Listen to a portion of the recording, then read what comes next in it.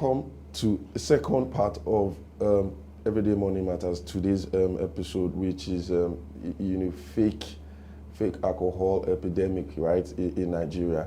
And the first part we spoke about how the anti-counterfeiting organization tackle the situation.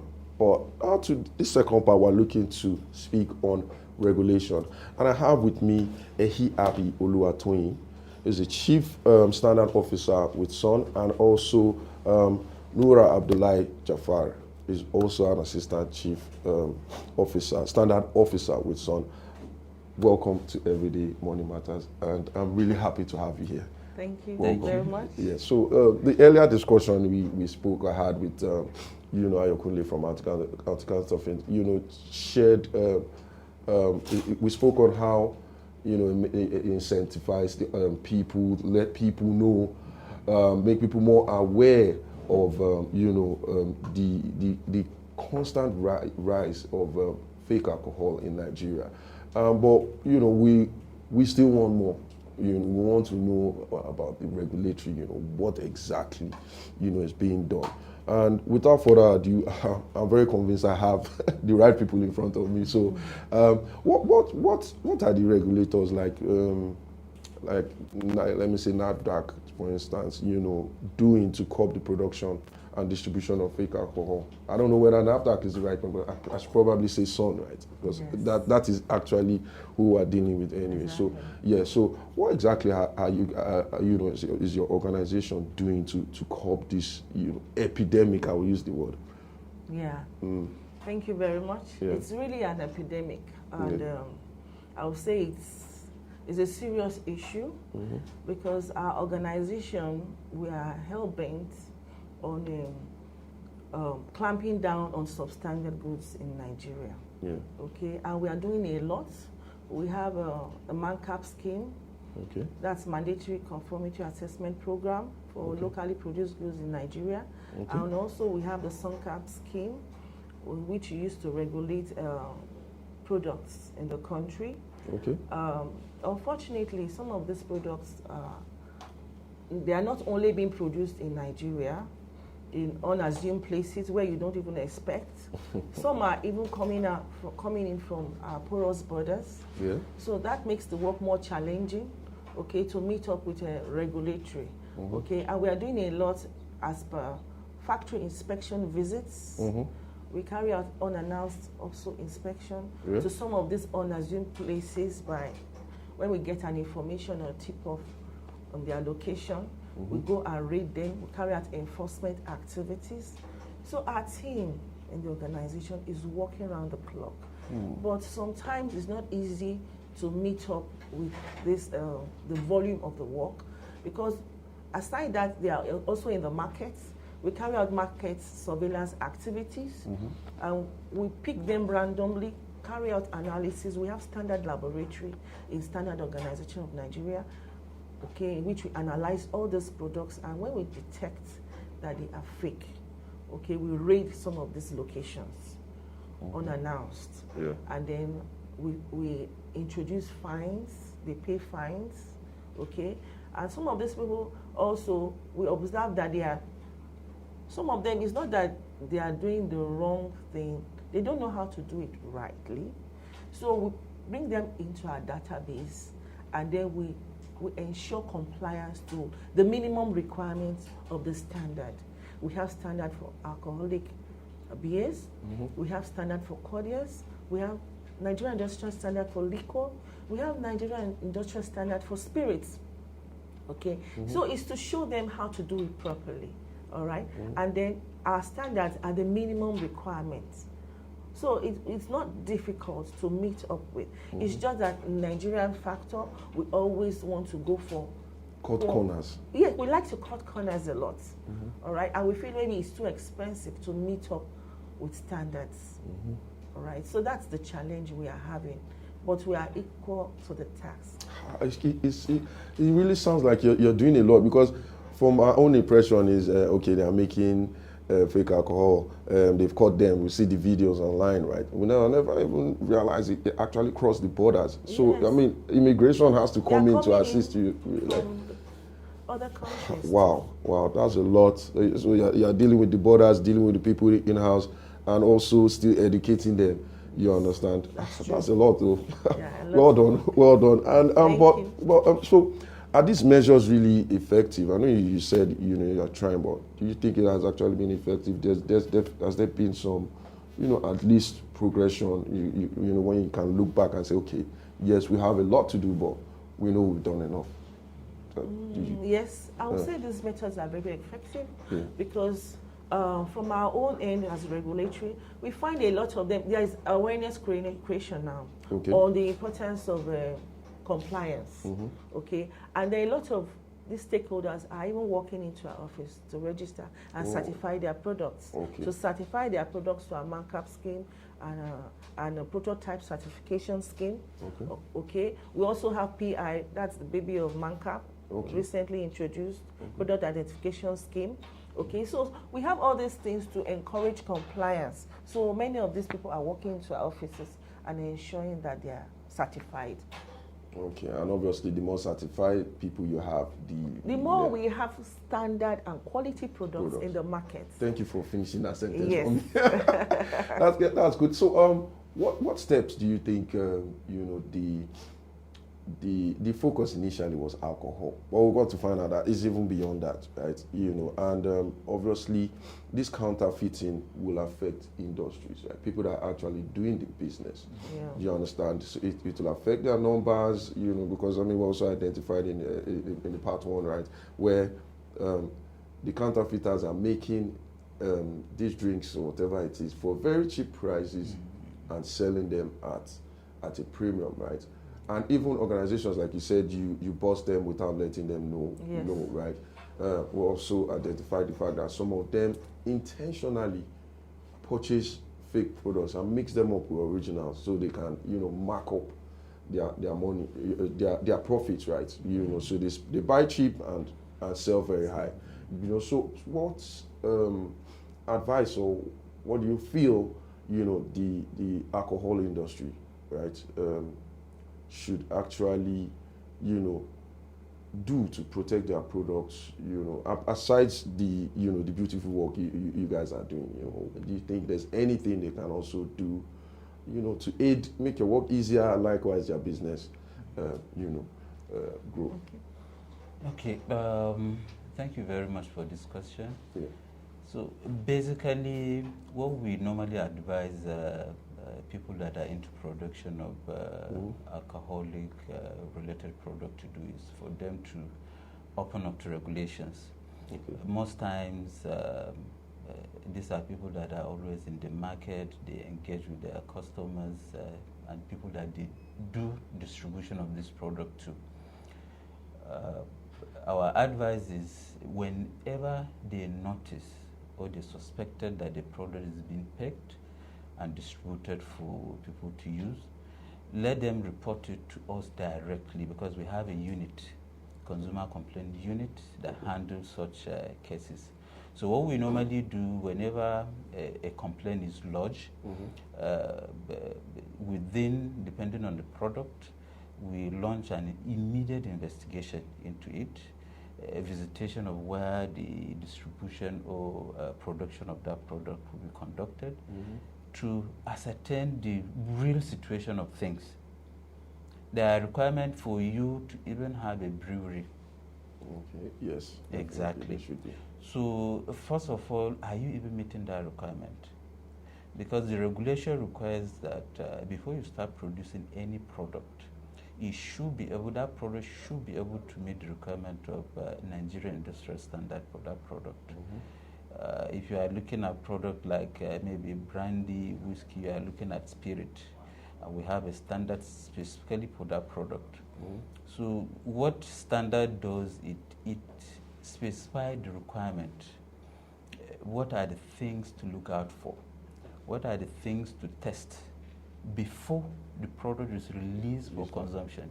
Because otherwise there won't be any way for you to even be sure of the quality of what you are sending to the public. So through the inspection program that we have, which is MANCAV inspection, all these people that produce with or without the knowledge of organization will be visited. There are requirements, like I said it earlier, for them to produce such kind of product. One, you must have a lab. Yeah. Because for you to ascertain the quality of every batch, because that's the expectation of the standard. Yeah, it has to be testing. Exactly. Yes. The testing should be continuous. You should be able to have a facility to test your product so that at any point in time, we should be able to say this is the quality of what a production is per batch. So most times we advise that they should open up to regulations, and we do. From our own part, we actually make sure that strict compliance is actually done exactly, so that for us to be in a safer side. And at the end of the day, product that complied with the requirement are issued certification logo and number. You will be seeing eagle, a picture of eagle and a number exactly, which is an indication that that product has been tested, tested, but in-house, in our own lab, for you to and the quality has to be consistent based on the requirement of that standard. So that for the organization to make sure that you actually, your product worth being given that certification. Yes. So basically, we advise most of them that have those issues, and quite a number of them, they are coming up to report such cases, and even apart from that, from our own point, we have a market surveillance and enforcement unit, which from time to time they go to supermarket, check. Pick sample at random, send it to our own lab for more confirmatory analysis. If, what do you call it, there are deviations or non-conformance, immediately we call for recall of that product. That's good. We recall and we destroy. Definitely. I give you that. I see it all the time. But it has to be tested, the sample has to be picked, tested in our lab to make sure that, what do you call it, what we are seeing, does it conform to the requirement of the standard? Does it not? What are the gaps? What are the, because most of these issues that has to do with standard are critical, are things that has to do with direct health of everybody. We don't want a situation whereby somebody will take a product and the next thing you fall in. I've seen situations where that really happens. And it's just sad. What you've said, right? I mean, if you get follow the standard, you get certified. You can make your own drink. You don't have to copy someone else's drink. You just do brand your drink yourself and sell, right? Small scale entrepreneurship is the bane of the economy, and that's what our Director General is even encouraging. That more entrepreneurs should come up, but they should be open. So that it could be properly regulated. That's why they hide, because they are not. They are coming out to make drinks and deceive people that this is what you're buying. But they're trying to cut corners. They want to spend little on quality and make high profit margin. It's just sad, because I mean, the fact that people are drinking these fake drinks, right, and still some people are okay with it, right, not necessarily understanding the health implications of it, but people still drink it regardless because they don't know. But if you brand it and follow the standard, then you can actually have a business. You make your own money. You have your own brand, and if you do well, your business grows, right? Of course, and that's why we're there. So I was going to ask, so as a consumer, what should I look forward to before buying, fake alcohol? But I think you've already said it. The eagle. Actually, can I say something? I'd love to hear. Okay. Will I say any product that is not certified to our MANCAP scheme is substandard from our own end. You're not registered with NAFDAC. You're not registered with SON, then you're substandard. Okay, and that's why we encourage that people should come out.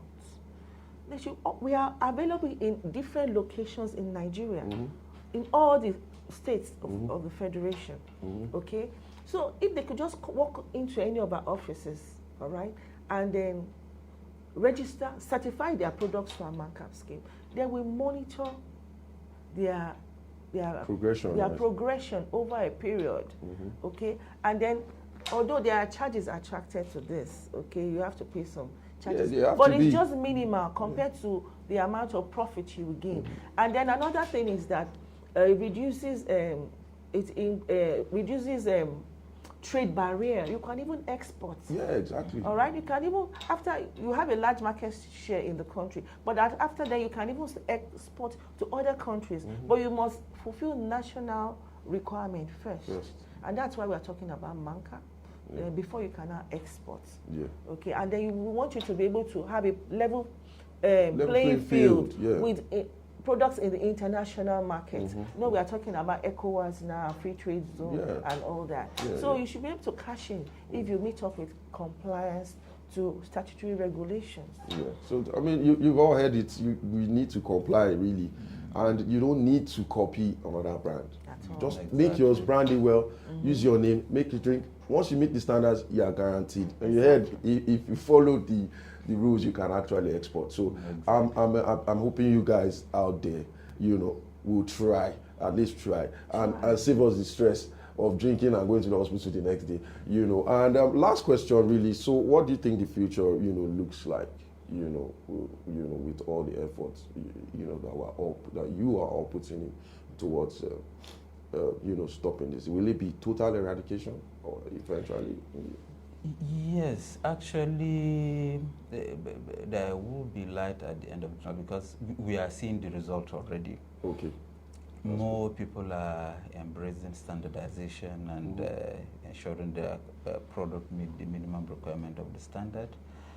We are seeing, even in terms of the samples that are picked from our own during inspections and market surveillance activities too, most of the products are conforming. And the ones that don't, because most of the time, not all the time that product do pass. Those that conform, that do not conform, we ensure that compliance is being done through feedbacks and regular engagement with the stakeholders, so that for them to take corrective action. These are the measures that basically the organization put in place to make sure that at least the people that are producing such products are informed. If you did good, you will receive communication that your product is okay.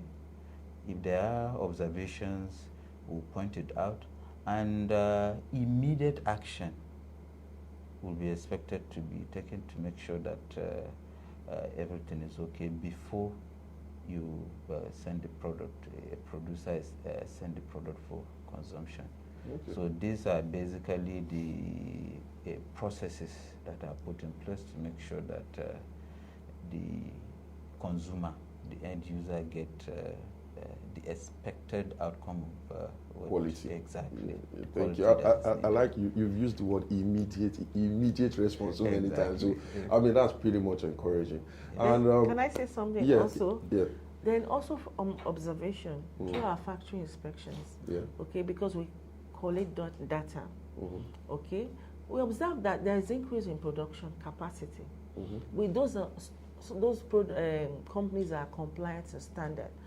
I'll give a personal experience. One of our companies that we're visiting regularly over years increased capacity from 1 million cases to 6 million cases. Wow. After continuous monitoring, observations, feedbacks, and they were adhering to our observations, our recommendations. They improved capacity. Yes.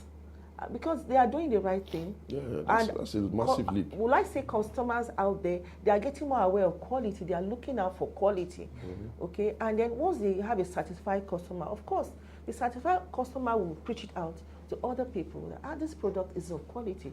You patronize it. Okay. And it's not just only one. Several others too are improving consistently after we monitor them over the years, okay? And they are enlarging their capacity. Thank you so much, Hiabi and Jafari. You have immensely, contributed to this, and I hope we have, been of very good value to the audience. I believe so because I've learned a lot. So I really appreciate it, and we look forward to talking to you guys again. And definitely, we'll put your contact details. Their contact details will be in the video description. So for anybody that wants to, refer, report, or certify his or her business and not go the counterfeit route, feel free to check their details in the description and take it from there. Thank you so much. And they say this Happy New Year. Thank you for having us. Happy New Year. Happy New Year. We're grateful. Thank you very much. Thank you very much. Thank you for having us. Bye-bye. Yeah, okay.